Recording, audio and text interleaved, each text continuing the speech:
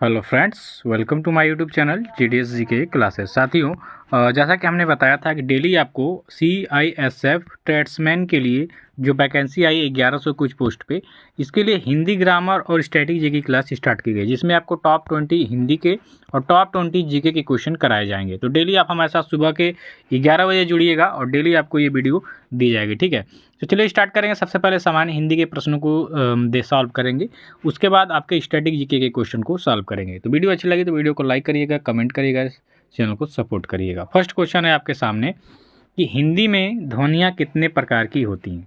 हिंदी में ध्वनियों की बात कर लेंगे तो हिंदी में ध्वनियाँ दो प्रकार की होती हैं। कौन कौन सी होती हैं? स्वर और व्यंजन। कौन सा? स्वर और व्यंजन। ये क्या है? ध्वनियाँ हैं। याद रखिएगा, हिंदी में ध्वनियाँ दो प्रकार की होती हैं, स्वर और व्यंजन। तो यहाँ पे आपका ऑप्शन नंबर डी बिल्कुल करेक्ट हो जाएगा कि हिंदी में ध्वनियाँ दो प्रकार की होती हैं, स्वर और व्यंजन। नेक्स्ट है, अधोलिखित में से शुद्ध वर्तनी वाला शब्द आपको बताना है। देखिए, शुद्ध वर्तनी से संबंधित क्वेश्चन आपके एग्जाम में आ जाएंगे। तो शुद्ध वर्तनी वाले शब्द इसमें से आपका क्या हो जाएगा?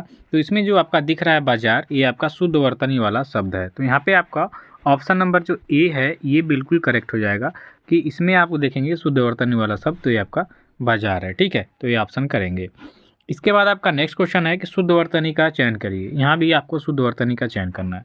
तो इसमें आपको बताना है, तो इसमें आपका देखेंगे तो ये आपका जो ऋषि दिख रहा है ऐसे लिखा हुआ, ठीक है, ऋषि, ये आपका सही है। ठीक, ऋषि ऐसे ही लिखा जाता है। तो यहाँ पे आपका जो बी ऑप्शन होगा करेक्ट हो जाएगा। इसके बाद आपका नेक्स्ट क्वेश्चन आ जाएगा कि सही वर्तनी वाला शब्द, यानी फिर से एक सही वर्तनी वाला शब्द करना है आपको। यहाँ पे आपको समिति देखना है, समिति कैसे लिखी जाती है। ठीक है, उसका वर्तनी यानी मात्रा कैसे उसमें सेट किया जाता है। यहाँ पे देखिए, जो आपका समिति ऐसे लिखा होता है, यानी स म पे छोटी की मात्रा और त पे छोटी की मात्रा जो होती है, यानी कि यहाँ पे आपका जो विकल्प सी दिया है ये सही वर्तनी हो जाएगा समिति का। तो यहाँ पे आपका सी ऑप्शन बिल्कुल करेक्ट हो जाएगा। ठीक है, समिति जो होगा ऐसे होगा। इसके बाद आपका नेक्स्ट है, गंगा संज्ञा का कौन सा प्रकार है। तो संज्ञा के कई सारे प्रकार हैं। ठीक, इसमें से आपको बताना है गंगा। तो गंगा क्या है साथियों? तो गंगा हो जाएगा आपका व्यक्तिवाचक। ठीक है, यहाँ पे जो गंगा होगा ये व्यक्तिवाचक संज्ञा है। ठीक है, तो यहाँ पे आपका डी ऑप्शन करेक्ट हो जाएगा। इसके बाद है, शिक्षक संज्ञा का कौन सा? तो यहाँ पे सीधा आपको दिख रहा होगा जातिवाचक।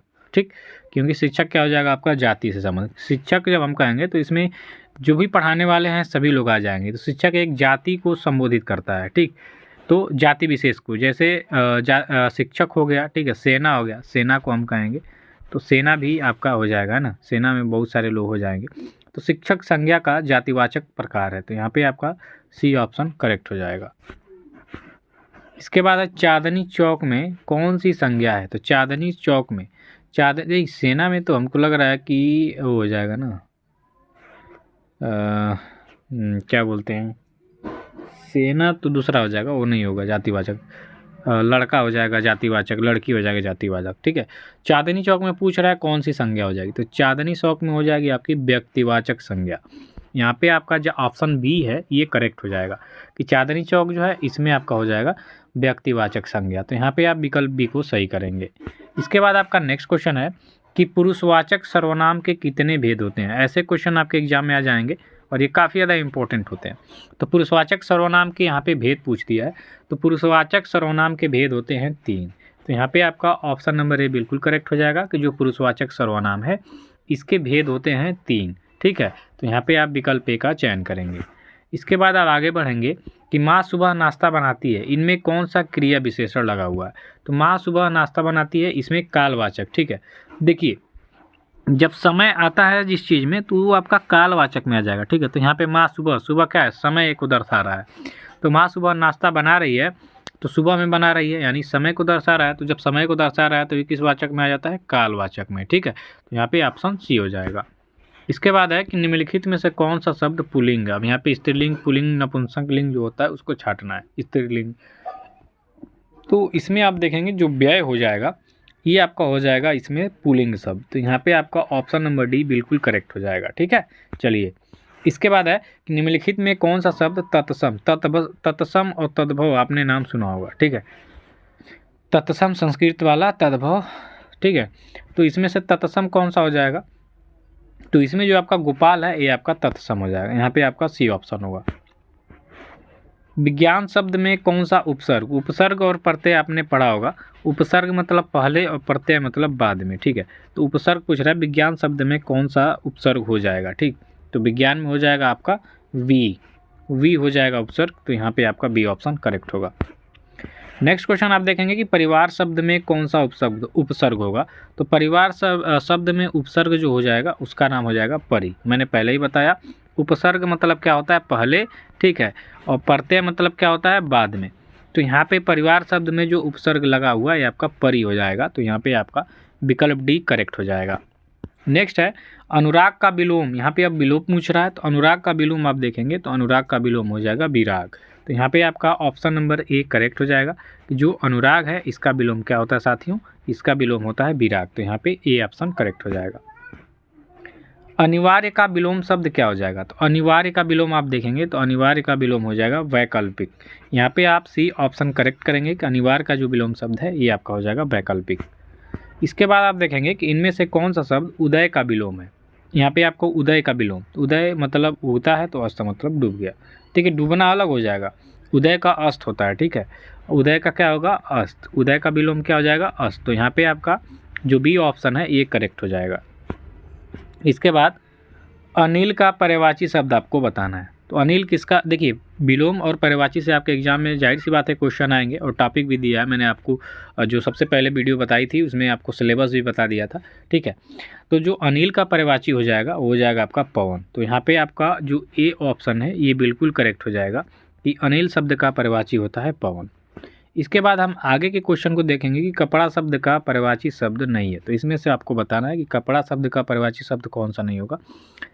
तो जो धरित्री है ये आपके कपड़ा का पर्यायवाची शब्द नहीं होगा। बाकी आपका कपड़ा का पर्यायवाची होता है पट, वसन और चीर, ये सभी कपड़ा के पर्यायवाची हैं, लेकिन धरित्री ये आपके कपड़ा की पर्यायवाची नहीं होगी, ठीक है। ऐसे ही नेक्स्ट क्वेश्चन है आपका कि चोर का पर्यायवाची शब्द बताइए। तो चोर का इसमें से आप पर्यायवाची शब्द देखेंगे तो चोर का पर्यायवाची हो जाएगा खनक। यहाँ पे जो आपका डी ऑप्शन है ये करेक्ट हो जाएगा कि चोर का जो पर्यायवाची होता है वो आपका क्या होता है खनक। नेक्स्ट है जीव का पर्यायवाची शब्द हो जाएगा। तो जीव का पर्यायवाची शब्द हो जाएगा रसना, ठीक, अरे सॉरी जीव है, यहाँ पे जीव नहीं है जीव, ठीक है, जीव जिसे हम जिह्वा कहते हैं इसका पर्यायवाची पूछा है। तो जीव का जो पर्यायवाची हो जाएगा आपका रसना होता है। यहाँ पे आपका सी ऑप्शन बिल्कुल करेक्ट हो जाएगा। अब हम स्टैटिक जीके के क्वेश्चन को करेक्ट करेंगे, ठीक है। पेसो किस देश की आधिकारिक मुद्रा है। तो पेसो की बात कर लेंगे, यानी पैसा नहीं पेसो, पेसो चलता है आपके फिलीपींस में, फिलीपींस मनीला राजधानी है, ठीक, यहाँ पे बी ऑप्शन हो जाएगा आपका। इसके बाद आपका नेक्स्ट क्वेश्चन है कि भारत के किस राज्य में सूर्य उदय सर्वप्रथम होता है। फ्री पीडीएफ के लिए आप हमारे Telegram channel GDS GK classes को ज्वाइन करके रखिए, वहाँ पे आपको फ्री पीडीएफ और यही सब क्वेश्चन आपको वहाँ पे क्या बोलते हैं क्विज के माध्यम से कराए जाएंगे। तो क्विज करने के लिए रात को 10 बजे के बाद हमारे साथ जुड़िएगा उस पर, और डेली आपको क्विज मिलेंगे वहाँ पे यही सब क्वेश्चनों का। तो इसका राइट आंसर अरुणाचल प्रदेश हो जाएगा, ऑप्शन नंबर सी करेंगे। इसके बाद आपका आगे का क्वेश्चन है कि आंवले में किस विटामिन की प्रचुर मात्रा पाई जाती है। तो आंवला में आपका पाया जाता है विटामिन सी, जो कि प्रचुर मात्रा में होता है। तो यहाँ पे हम कह सकते हैं ऑप्शन नंबर जो डी होगा आपका करेक्ट हो जाएगा। जो भारत का सर्वोच्च पुरस्कार भारत रत्न है इसकी शुरुआत किस वर्ष हुई थी। तो सबसे पहले इसकी शुरुआत होती है 1954 में, यानी 1954 में भारत रत्न का क्या हुआ था, शुरुआत हुआ था।